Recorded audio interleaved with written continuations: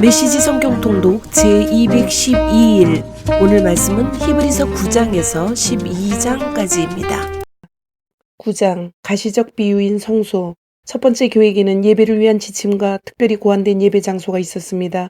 바깥을 두르는 큰 장막을 세우고 그 안에 등잔대와 상과 하나님께 드리는 빵을 두었는데 이곳을 성소라고 했습니다. 그런 다음 휘장을 치고 그 뒤에 작은 내부 장막을 세웠는데 이곳을 지성소라고 했습니다. 거기에는 금으로 만든 분향제단과 금을 입힌 언약궤가 놓여 있었고 언약궤 안에는 만나를 담은 금항아리와 아론의 쌍난 지팡이와 언약의 두 돌판이 있었고 천사가 날개로 덮는 모양의 속죄소가 언약궤를 덮고 있었습니다. 하지만 지금은 이것들에 대해 이야기할 시간이 없습니다. 이런 것이 갖춰진 뒤에 제사장들이 큰 장막에 들어가 직무를 수행했습니다. 작은 내부 장막에는 대제사장만이 1년에 한 번 들어가서 자기 죄와 백성의 누적된 죄를 위해 피를 제물로 드렸습니다. 이것은 큰 장막이 서 있는 동안에는 백성이 하나님께로 걸어 들어갈 수 없음을 성령께서 시각적 비유로 보여주신 것입니다. 이 제도 아래서 드려진 예물과 제물은 예식과 행위의 문제에 해당할 뿐 문제의 핵심에는 다가가지 못합니다. 백성의 양심을 만족시켜 주지 못합니다. 본질적으로 이 제도는 철저히 재정비될 때까지 한시적으로 차용된 제도일 뿐입니다. 하늘의 실체를 가리키는 단서. 그러나 메시아께서 뛰어난 새 언약의 대제사장으로 오셔서 이 창조세계에 있는 옛 장막과 그 부속물을 지나시고 하늘에 있는 장막인 참성소로 한 번에 완전하게 들어가셨습니다. 또한 그분은 염소와 송아지의 피로 드리는 제물 대신에 자신의 피로 값을 치르심으로 한 번에 완전하게 우리를 자유케 하셨습니다. 동물의 피와 정결 예식도 우리의 신앙과 행위를 실제로 깨끗하게 해준다면 하물며 그리스도의 피는 우리의 삶 전체를 안팎으로 얼마나 더 깨끗하게 해줄지 생각해 보십시오. 그리스도께서 성령을 힘입어 자기 몸을 흠없는 제물로 드리심으로 스스로 훌륭해지려는 부질없는 수고에서 우리를 자유케 하셨습니다. 그리하여 우리는 전력을 다해 하나님을 위해 살 수 있게 되었습니다. 유언은 사람이 죽어야 그 효력이 발생합니다. 새 언약도 예수께서 죽으심으로 효력이 발생했습니다. 그분의 죽으심은 옛 계획에서 새 계획으로 바뀌었음을 나타내는 표지입니다. 이 죽음으로 인해 옛 의무조항과 그에 따르는 죄가 폐지되었고 상속인들은 자신들에게 약속된 영원한 유산을 받으라는 부름을 받았으며 그분께서 이 새로운 방식으로 하나님과 그분의 백성을 화해시키셨습니다. 첫 번째 계획을 실행에 옮기는데도 죽음이 필요했습니다. 모세는 율법 계획, 하나님의 유언의 조항들을 전부 낭독한 뒤에 엄숙한 예식을 진행하며 제물로 바쳐진 동물의 피를 취해 언약 문서에 뿌리고 그 언약의 수혜자인 백성에게도 뿌렸습니다. 그런 다음 이것은 하나님께서 명하신 언약의 피입니다 라는 말로 그 효력을 확증했습니다. 그는 예배 장소와 그 안에 있는 모든 비품에도 똑같이 했습니다. 모세는 백성에게 이것은 하나님께서 여러분과 세우신 언약의 피입니다 라고 말했습니다.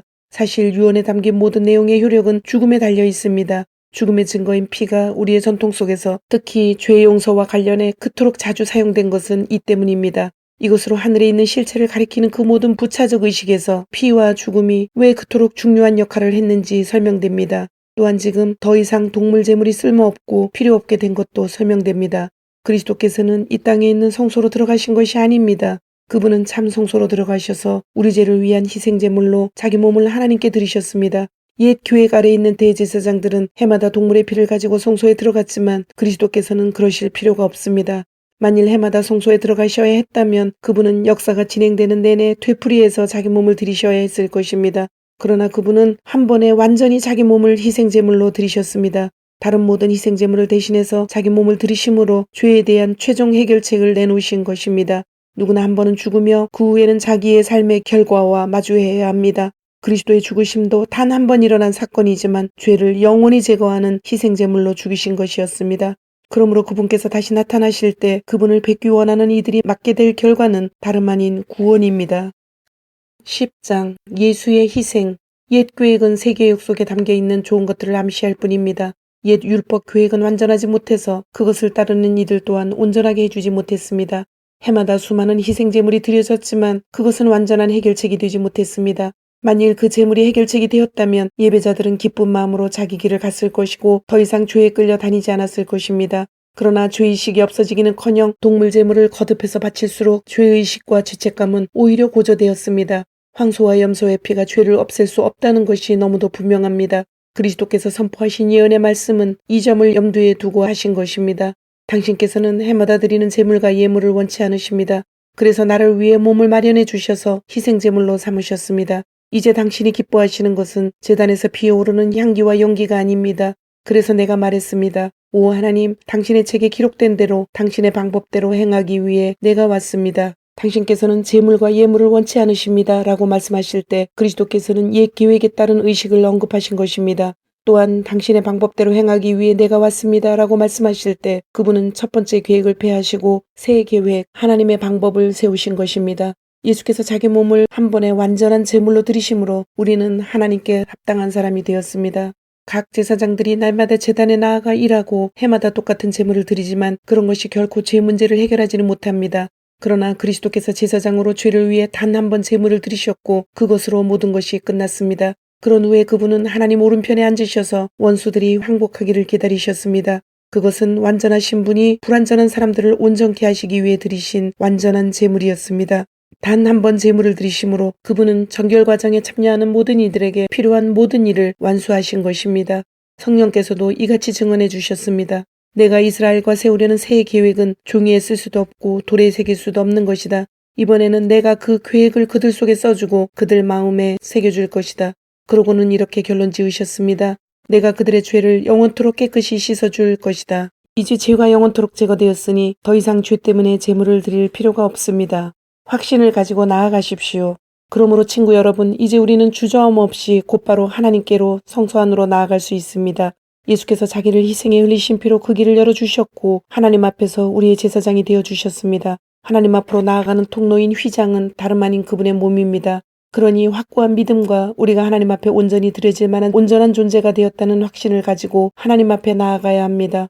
우리를 앞으로 이끌어주는 약속을 굳게 붙잡으십시오. 그분은 언제나 자기 말을 지키시는 분이십니다. 창의적으로 사랑을 권하고 도움의 손길을 펼치십시오. 어떤 이들처럼 함께 모여 예배하기를 피할 것이 아니라 서로 격려하여 더욱 힘써 모이십시오. 중요한 그날이 다가오는 것을 볼수록 더욱 그리하십시오. 우리가 배우고 받았으며 이제 알고 있는 모든 진리를 버리거나 외면한다면 그것은 그리스도의 희생을 거부하는 것이며 우리는 혼자 힘으로 심판을 마주해야 할 것입니다. 그 심판은 맹렬할 것입니다. 모세의 율법을 어긴 자가 받은 벌은 육체의 죽음이었습니다. 하물며 하나님의 아들을 적대하고 자기를 온전하게 해준 희생의 침을 뱉고 가장 은혜로우신 성령을 모욕하는 자에게는 어떤 일이 있겠습니까? 이것은 결코 가볍게 여길 문제가 아닙니다.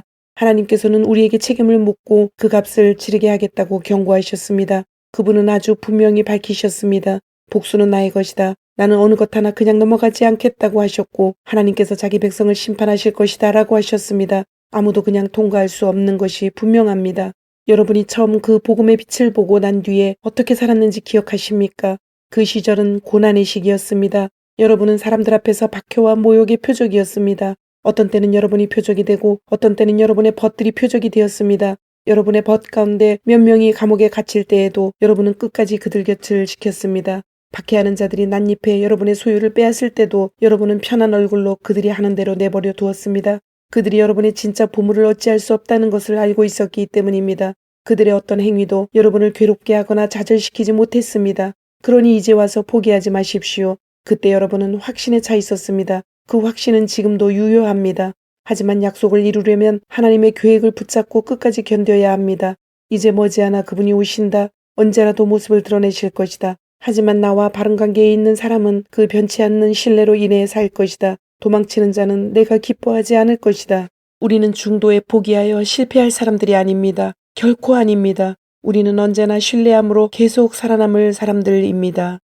11장 보이지 않는 것을 믿는 믿음. 삶의 근본 사실은 이것입니다. 하나님을 신뢰하는 이 믿음이야말로 삶을 가치 있게 하는 든든한 기초입니다. 믿음은 볼 수 없는 것을 볼 수 있게 하는 단서입니다. 우리 조상을 다른 사람들과 구별해 준 것이 바로 이 믿음의 행위였습니다. 믿음으로 우리는 세상이 하나님의 말씀으로 존재하게 되었고 보이는 것이 보이지 않는 것에 의해 창조되었음을 압니다. 믿음의 행위로 아벨은 가인보다 나은 제물을 하나님께 드렸습니다. 중요한 것은 그가 드린 제물이 아니라 그의 믿음이었습니다. 하나님이 주목하시고 의롭다 인정해 주신 것은 다름 아닌 믿음이었습니다. 수많은 세월이 흘렀으나 그 믿음은 여전히 우리의 눈을 사로잡습니다. 믿음의 행위로 에녹은 죽음을 완전히 건너뛰었습니다. 하나님이 그를 데려가셨기 때문에 사람들이 아무리 눈을 씻고 찾아보아도 그를 찾을 수 없었습니다. 우리는 하나님께서 그를 데려가시기 전에 그가 하나님을 기쁘시게 해드렸다는 것을 믿을 만한 증언으로 알고 있습니다. 믿음을 떠나서는 하나님을 기쁘시게 해드릴 수 없습니다. 왜 그렇습니까? 하나님께 나아가려는 사람은 하나님이 계시다는 것과 하나님께서 자기를 찾는 이들에게 기꺼이 응답하신다는 것을 믿어야 하기 때문입니다. 믿음으로 노아는 메마른 땅 한복판에 배를 지었습니다. 그는 하나님께서 보이지 않는 일에 대해 경고하셨을 때 지시받은 대로 행동했습니다.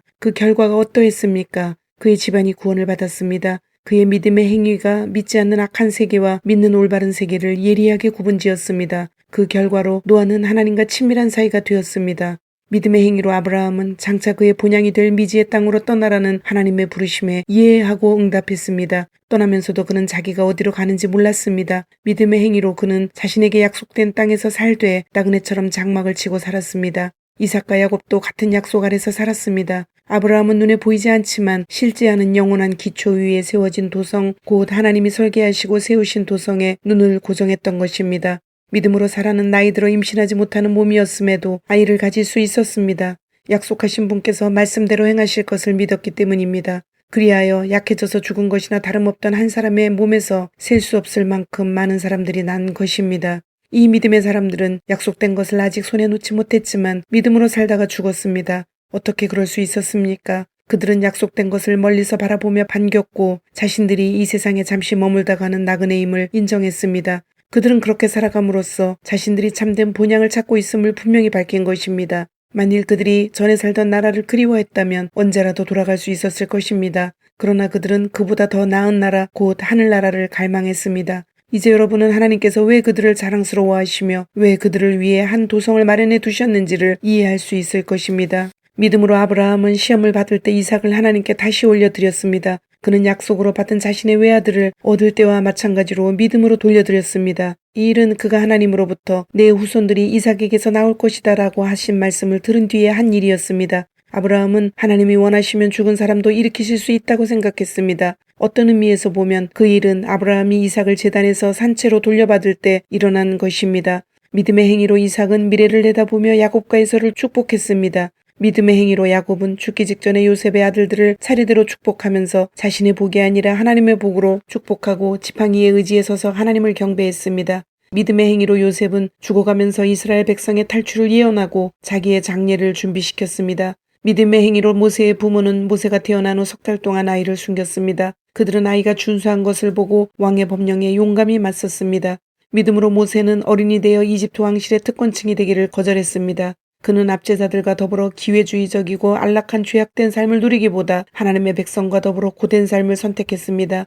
그는 메시아 진영에서 겪는 고난을 이집트에서 누리는 부귀보다 훨씬 값지게 여겼습니다. 그것은 그가 앞을 내다보며 장차 받을 상을 기대했기 때문입니다. 믿음의 행위로 그는 왕의 맹목적인 분노에도 아랑곳하지 않고 이집트를 떠났습니다. 그는 보이지 않는 분께 눈을 고정하고 계속해서 나아갔습니다. 믿음의 행위로 그는 유월절을 지키고 집집마다 유월절 피를 뿌려 마다들을 멸하는 이의 손이 그들에게 닿지 않게 했습니다.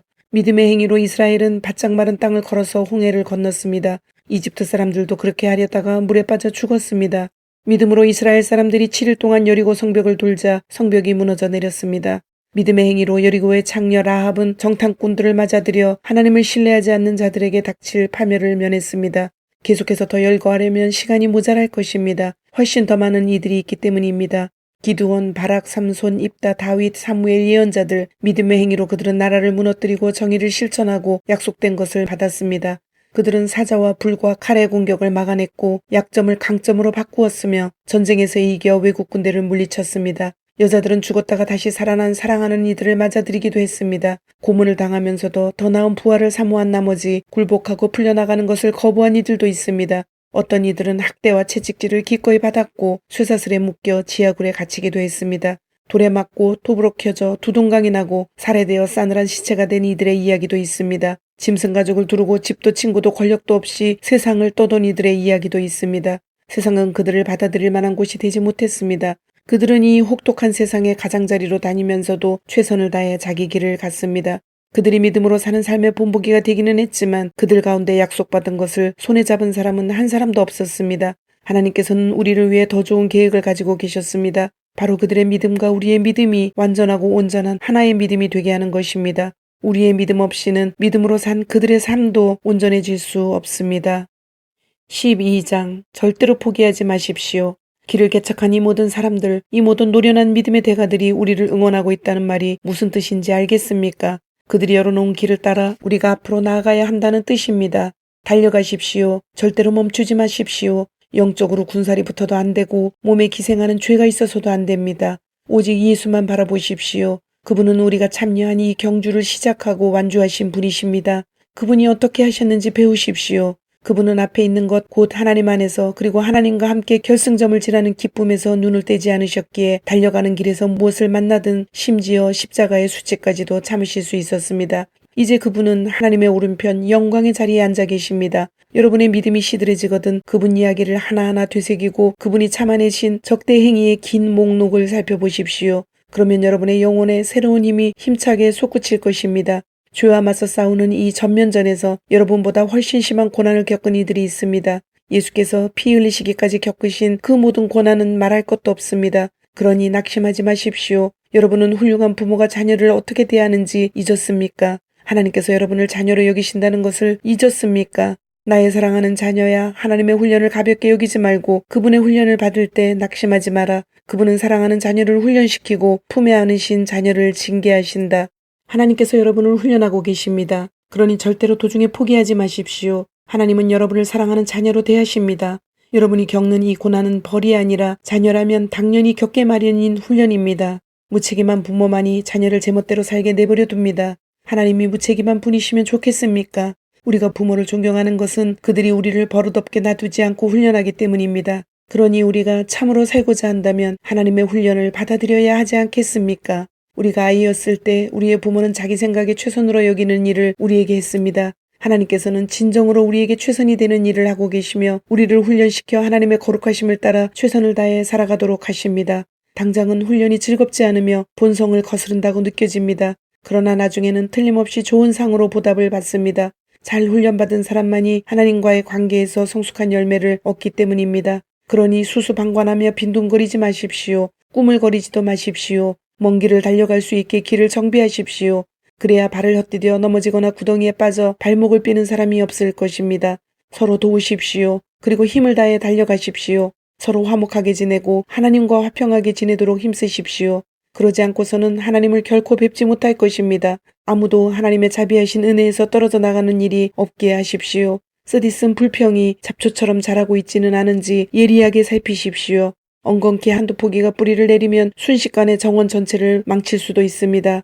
에서 증후군을 조심하십시오. 잠깐 동안의 욕구 충족을 위해 평생 지속되는 하나님의 선물을 팔아넘기는 일은 없어야 합니다. 여러분도 아는 것처럼 에서는 나중에 자신의 충동적인 행동을 뼈저리게 후회하고 하나님의 복을 간절히 원했습니다. 하지만 때는 이미 너무 늦어서 아무리 울고불고 해도 소용이 없었습니다. 은혜의 말씀에 귀를 막은 자들에게 주는 경고. 여러분은 조상들처럼 화염이 솟구치고 지축이 흔들리는 신의 산에 나아가서 하나님의 말씀을 들은 것이 아닙니다. 여러분의 조상들은 천지를 울리고 영혼을 뒤흔드는 말씀을 듣고서 벌벌 떨며 하나님께 멈추어 달라고 빌었습니다. 그들은 짐승이라도 그 산에 닿으면 죽을 것이다 라고 하신 말씀을 듣고서 어찌나 무서웠던지 꼼짝도 못했습니다. 모세도 두려워 떨었습니다. 그러나 여러분의 경험은 전혀 다릅니다. 여러분이 이른 곳은 시온산, 곧 살아계신 하나님이 머무르시는 도성입니다. 그 보이지 않는 예루살렘은 축제를 벌이는 수많은 천사들과 그리스도인 시민들로 북적대는 곳입니다. 그곳에서 하나님께서는 우리를 심판하시고 그 심판은 우리를 의롭게 합니다. 여러분은 새 언약, 새로 작성된 헌장을 하나님께로부터 받아 우리에게 전해주시는 예수께로 나아왔습니다. 그분은 이 언약의 중재자이십니다. 아벨이 당한 죽음은 복수를 호소하는 살인이지만 예수가 당한 죽음은 은혜의 선포입니다. 그러니 이 은혜의 말씀에 귀를 막지 마십시오. 땅에서의 경고를 무시한 자들이 벌을 피할 수 없었는데 하물며 우리가 하늘의 경고를 거역한다면 어떤 일이 일어나겠습니까? 그때에는 그분의 음성이 땅의 뿌리까지 흔들었지만 이번에는 하늘까지 흔드시겠다고 분명히 말씀하셨습니다. 마지막으로 한 번 더 하늘 끝에서부터 땅 끝까지 철저하게 흔들겠다. 마지막으로 한 번 더라는 표현은 철저하게 정리하시겠다는 의미입니다. 역사와 종교의 온갖 쓰레기들을 치우시겠다는 것입니다. 그것은 흔들리지 않는 본질적인 것들을 말끔히 정돈된 모습으로 서 있게 하시려는 것입니다. 우리가 무엇을 받았는지 아시겠습니까? 흔들리지 않는 나라입니다. 우리가 얼마나 감사해야 하는지 아시겠습니까? 감사드릴 뿐 아니라 하나님 앞에서 깊은 경외감이 넘치는 예배를 드려야 합니다. 하나님께서는 냉담한 방관자가 아니십니다. 그분은 적극적으로 정리하시고 태워버려야 할 것은 전부 불사르십니다. 모든 것이 깨끗해질 때까지 그분은 결코 멈추지 않으실 것입니다. 하나님, 그분은 주님, 오늘도 말씀을 주심을 감사드립니다. 주신 말씀대로 오늘 하루도 주님의 모습을 닮아가며 말씀대로 순종하며 살도록 은혜와 용기를 주옵소서. 예수님의 이름으로 기도드립니다. 아멘.